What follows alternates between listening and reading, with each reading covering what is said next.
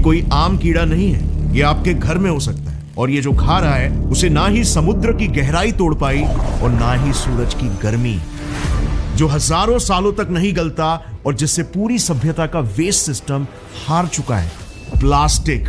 मगर इन उंगली जितने कीड़ों ने सिर्फ 12 घंटों के अंदर ही पूरा प्लास्टिक बैग निगल दिया। अगर ये सच है तो इसका मतलब सिर्फ एक, या तो हम इंसानों ने प्लास्टिक को गलत समझा था या फिर प्लास्टिक पोल्यूशन के सॉल्यूशन को। साल 2017, स्पेन, एक बिल्कुल नॉर्मल सुबह।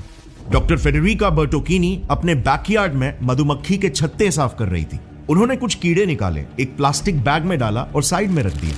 कुछ घंटे बाद जब वो वापस आई, बैग फटा पड़ा था और सारे कीड़े जमीन पर। अब यहीं पर कहानी दो भागों में बट सकती थी। कोई और अगर होता तो वो बैग को डस्टबिन में डाल देता, बात वहीं पर खत्म। बट बर्टोकीनी की नजर एक वियर्ड पैटर्न पर पड़ी। ये होल्स रैंडम नहीं थे। सच्चाई जानने के लिए बर्टोकीनी ने कीड़ों को लैब में लाया, फ्रेश पॉलीथिलीन बैग में डाला, कंट्रोल्ड एनवायरनमेंट, टाइमर स्टार्ट। बस 40 मिनट गुजरे और होल्स फिर से आ गए। 12 घंटों के अंदर पूरा बैग गायब। इंफ्रारेड स्पेक्ट्रोस्कोपी ने कंफर्म किया कीड़ों के सलाइवा में ऐसे एंजाइम्स थे जो प्लास्टिक के केमिकल बॉन्ड्स को तोड़ रहे थे। In the saliva, we found two enzymes that can reproduce the effect of the saliva, meaning oxidizing polyethylene. The worm itself, when it eats the plastic and starts breaking it down, its guts react almost as if it was eating normal food. दुनिया भर में excitement फैल गया, headlines लिखे गए, प्रकृति ने ही हमें प्लास्टिक का सोल्यूशन दे दिया। लैब्स एक्टिवेट हो गए। 2019 से 2020 तक वेरिफिकेशन, रेप्लिकेशन, फंडिंग्स, सबकी भरमार, क्योंकि प्लास्टिक पोल्यूशन सिर्फ एक प्रॉब्लम नहीं था बल्कि एक पॉइंट ऑफ नो रिटर्न बन चुका था।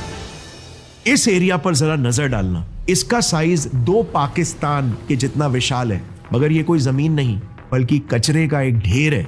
यस, 2 पाकिस्तान यानी 3 राजस्थान जितना विशाल कचरे का एक ढेर पैसिफिक ओशन के बीचों बीच। और ये तो सिर्फ प्रॉपर ढेर है, जहां पर कचरा पानी में एक्सट्रीमली कॉन्सेंट्रेटेड और कुछ इलाकों में तो सॉलिड कॉन्सेंट्रेशन तक है। मगर इसके सॉफ्ट एजेस को भी अगर आप गिनोगे ना तो ये इलाका इंडिया से भी बड़ा पैच बन जाता है।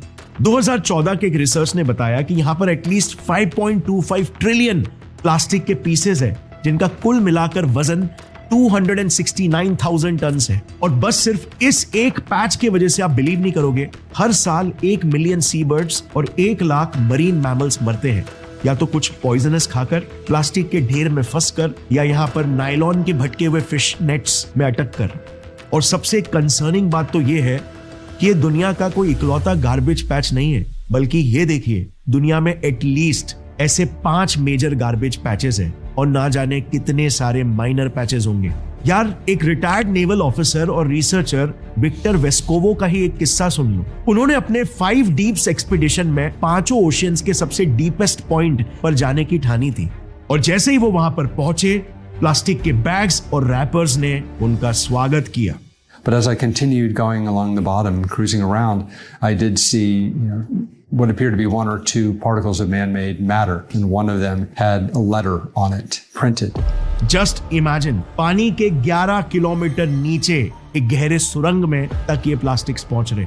अब सबसे बड़ी प्रॉब्लम ये है कि ये प्लास्टिक्स कभी खत्म नहीं होंगे, कभी नेचुरली डिस्ट्रॉय नहीं होंगे। सदियों तक बस ये जमा होते रहेंगे, जो मछलियों और उनके इकोसिस्टम के लिए टॉक्सिक है। जिस तरह हम लापरवाही दिखा रहे हैं ना, कई रिपोर्ट्स के हिसाब से 2040 तक समुद्रों में प्लास्टिक्स की मात्रा ट्रिपल हो जाएगी, यानी समुद्र में मछलियों से ज्यादा प्लास्टिक्स पाया जाने लगेगा। हमने सिर्फ अपनी कन्वीनियंस के लिए दुनिया को प्लास्टिक से चोक कर दिया। हर मिनट एक ट्रक भर के प्लास्टिक समुद्र में जाता है और फिर प्रकृति एक मिरेकल भेजती है, वैक्सवर्म। 1 ग्राम से भी कम वजन के ये पिद्दी कीड़े ह्यूमैनिटी का लास्ट होप बन गए। सवाल सिंपल था, क्या ये कीड़े 70 साल की कैपिटलिस्टिक लापरवाही रिवर्स कर सकते हैं क्या? दुनिया भर के लैब्स, बिलियंस ऑफ डॉलर्स, हजारों पीएचडीज इस एक सोल्यूशन के पीछे भागने लगे। क्या ऐसे कीड़े और भी होते हैं जो प्लास्टिक चबा जाए? मीलवर्म्स, बैक्टीरिया, फंगाई, हर कोई ढूंढ रहा था द अल्टीमेट प्लास्टिक फिक्स। और फिर आता है इस कहानी में एक बड़ा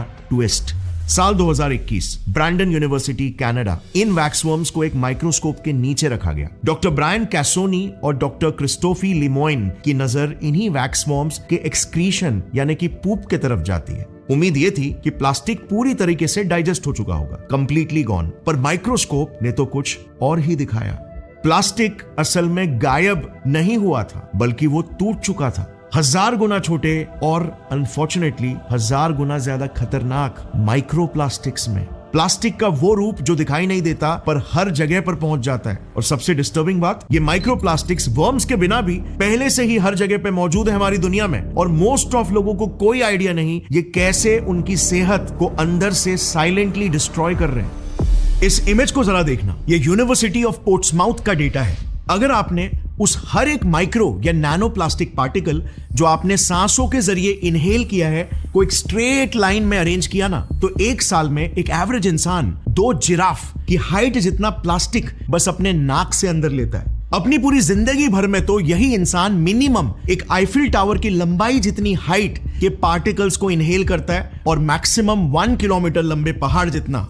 अब ये थोड़े हायर साइड वाले एस्टीमेट जरूर है, मगर हमारी हवा भरी पड़ी है प्लास्टिक छोड़ने वाले सोर्सेस से, जैसे पॉलिएस्टर और सिंथेटिक कपड़े जो हम रोज पहनते हैं, सोफाज, कारपेट्स, गैजेट्स, गाड़ियों के घूमते हुए tyres, plastic bags and a lot more. इन सभी सोर्सेस से हम एटलीस्ट एवरीडे 300 प्लस प्लास्टिक के बड़े माइक्रोप्लास्टिक्स और लैक्स ऑफ नैनो प्लास्टिक्स को इनहेल करते हैं। प्लास्टिक के बोतल में पानी तो हर कोई पीता है, राइट? कोलंबिया यूनिवर्सिटी और नेशनल इंस्टीट्यूट ऑफ हेल्थ के एक रिसर्च में 1 लीटर पानी के प्लास्टिक बोतल में on an average 2.4 lakh plastic particles मिले, जिसमें से एटलीस्ट 90% पार्टिकल्स नैनो पार्टिकल्स थे। अब नैनो पार्टिकल्स इंजेक्शन का plastic bottles by far one of the biggest source है, जिनके अकेले के जरिए हम 90,000 बड़े माइक्रोप्लास्टिक पार्टिकल्स को ईयरली कंज्यूम कर रहे हैं। अब इमेजिन करो हम soft drinks, fruit juices, energy drinks सब कुछ इन्हीं प्लास्टिक के ही बॉटल्स में पीते हैं। And let me also tell you, nano plastics को माइक्रोप्लास्टिक से बिल्कुल भी कम मत समझना। इनफैक्ट मोस्ट केसेस में ये ज्यादा टॉक्सिक साबित हुए हैं, क्योंकि ज्यादा छोटे होने की वजह से ये इजीली शरीर में दूसरे ऑर्गन्स के अंदर डीप घुसकर ज्यादा टॉक्सिसिटी को फैलाते हैं। और जहां माइक्रोप्लास्टिक्स के कुछ 100,000 पार्टिकल्स हम रोज कंज्यूम करते होंगे, इनके तो लिटरली लाखों रोज कंज्यूम करते हैं। सो वैक्सवर्म्स का क्या ये हाथ से निकली हुई प्लास्टिक पोल्यूशन की प्रॉब्लम को वाकई में सॉल्व करेंगे, या फिर काउंटर प्रोडक्टिवली और बढ़ा देंगे? क्योंकि अगर आपको लगता है कि माइक्रोप्लास्टिक सेफ है, तो जरा ये देखना हमारे शरीर में, स्पेशली दिमाग में, ये लिटरली क्या उधम मचा रहे हैं। ये डेटा देखना, 1997 से अब तक सारे ऑर्गन्स में प्लास्टिक की मात्रा तेजी से बढ़ती हुई मिली। नंबर 2, जैसे आप देख सकते हो, प्लास्टिक के अंश हमारे दिमाग में सबसे ज्यादा इकट्ठा होते हैं, और किसी भी ऑर्गन के मुकाबले 8 से 10 गुना ज्यादा। और लेटेस्ट रिसर्चेस के अनुसार आपके और मेरे जैसे एक आम इंसान के दिमाग से एक पूरे क्रेडिट कार्ड जितनी मात्रा में प्लास्टिक्स मिल रहे हैं। इसी रिसर्च में साइंटिस्ट ने एक और एक इंटरेस्टिंग चीज भी देखी कि जिन लोगों को ना भूलने की बीमारी थी, यानी कि डिमेंशिया, उनके ब्रेन सेल्स में यही माइक्रो और नैनो प्लास्टिक्स की मात्रा नॉर्मल दिमाग से 5 से 7 गुना ज्यादा मिली। जैसे आप इस इमेज में देख सकते हो, ये शाइनी से पार्टिकल्स। और इस टेबल में भी देखना, डिमेंशिया पेशेंट्स के ब्रेन सेल्स में ऑन एन एवरेज 30,000 पार्टिकल्स पर ग्राम मिले, जबकि एवरेज इंसान के दिमाग में 5,000 पार्टिकल्स पर ग्राम मिले। क्या आपको भी कभी ब्रेन फॉग जैसा महसूस होता है, या फिर स्लो थिंकिंग, या फिर ऐसा लगता है जैसे चीजें ठीक से याद ही नहीं रहती? वेल, इसके पीछे यही पार्टिकल्स हो सकते हैं। अब ये पार्टिकल्स जो सभी के लिए स्लो पॉइजन है, इन वर्म्स के लिए ये कैसे खाना बन गए? आई मीन, प्लास्टिक खाने वाले वर्म्स सुनने में ही थोड़ा अजीब लगता है, राइट? देखो, वैक्स वर्म्स बीज का वैक्स खाते हैं, और यहीं पर एक इंटरेस्टिंग इत्तेफाक बनता है। बीज वैक्स और पॉलीथिलीन यानी कि प्लास्टिक का केमिकल स्ट्रक्चर लगभग एक जैसा होता है। दोनों लॉन्ग चेन कार्बन है। मिलियंस ऑफ इयर्स के एवोल्यूशन ने वैक्स वर्म्स को एबिलिटी दी कि वो अपने एंजाइम्स की मदद से बीज वैक्स को तोड़ सके। और प्लास्टिक तो बस उन्हीं एंजाइम्स के लिए एक एक्सीडेंटल मैच था, और इसीलिए फिर धीरे धीरे करके फोकस वर्म से हटकर एंजाइम्स पर चला गया। एंजाइम सीरीज और डिमीटर, जो हेक्सामेरीन/फिनॉल ऑक्सीडेज फैमिली के हैं। साइंटिस्ट ने सोचा, अगर इन एंजाइम्स को और पोटेंट बना दिया जाए, मास प्रोड्यूस किया जाए, तो अब तो प्रॉब्लम सॉल्व हो गई ना। प्लास्टिक कंप्लीटली ऑक्सीडाइज हो जाएगा बिना माइक्रोप्लास्टिक्स में टूटे। Perfect solution, right? Clean, complete और नो फ्रैगमेंट्स। बट यहीं पर उठता है एक अनकंफर्टेबल सवाल, क्या यह सोल्यूशन वाकई में दुनिया के 10 बिलियन टन प्लास्टिक को मिटा सकता है? जब 400 मिलियन टन प्लास्टिक हर साल नया ऐड हो रहा है। रियलिटी काफी ब्रूटल है। सिर्फ जो प्लास्टिक ऑलरेडी बना है उसे तोड़ने के लिए भी 2 क्विंटिलियन वर्म्स जितनी एंजाइम कैपेसिटी हमें डेवलप करनी पड़ेगी, और लगातार दशकों की मेहनत और पूरी दुनिया के सारे देशों का कोऑपरेशन। मगर मेन प्रॉब्लम तो यह है कि प्लास्टिक प्रोडक्शन रुकने का नाम ही कहां ले रहा। हर साल डबल हो रहा है, 2040 तक ट्रिपल हो जाएगा। क्या सोल्यूशन वाकई में कीड़े होंगे? कड़वी सच्चाई यह है कि प्लास्टिक प्रॉब्लम की जड़ केयरलेसनेस नहीं है, कन्वीनियंस है। एक मिसअलाइंड इकोनॉमिक इंसेंटिव्स का सिस्टम जो सिर्फ कन्वीनियंस को रिवॉर्ड करता है। प्लास्टिक का फिजिक्स सिंपल है, high strength, durable but extremely cheap. आज ये $600 बिलियन का मशीन बन चुका है जो सारे देशों की जीडीपी को पंप कर रहा है। फायदा किन किन का? मैन्युफैक्चरर्स, रिटेलर्स, गवर्नमेंट, आप और मैं कंज्यूमर्स का। नुकसान किसका? समुद्र, मछलियां, जंगल, जानवर और हमारे भविष्य का, जो हमें दिखता कहां। फायदा सभी को आज चाहिए, मगर नुकसान का स्केल हमारे एब्स्ट्रैक्शन से भी बाहर है। और जब पॉलिटिकल लीडर्स ही सिर्फ 5 साल के साइकिल्स में जीते हैं, तो 50 से 100 साल आगे के प्रॉब्लम्स को सॉल्व करने का इंसेंटिव सिस्टम देता ही कहां, उल्टा पनिश करता है। तरक्की के उड़ते तीर को हाथ में कौन ही लेना चाहेगा? और यहीं पर हम एक बड़े भ्रम में जीते हैं। इंसानी तरक्की एक सीधी लकीर नहीं होती, बल्कि एक स्पाइरल लूप है।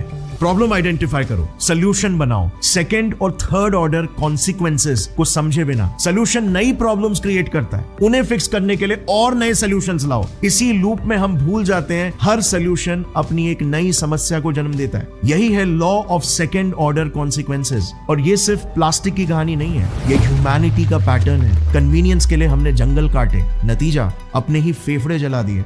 बिजली के लिए डैम्स बनाए, रोशनी मिली, नतीजा जंगली इकोसिस्टम्स बह गए। इंटरनेट बनाया ताकि इंसान जुड़ सके, नतीजा कंफर्ट धीरे धीरे एडिक्शन बन गया। और इसी को आज हम तरक्की कह रहे हैं। मगर तरक्की किस चीज की?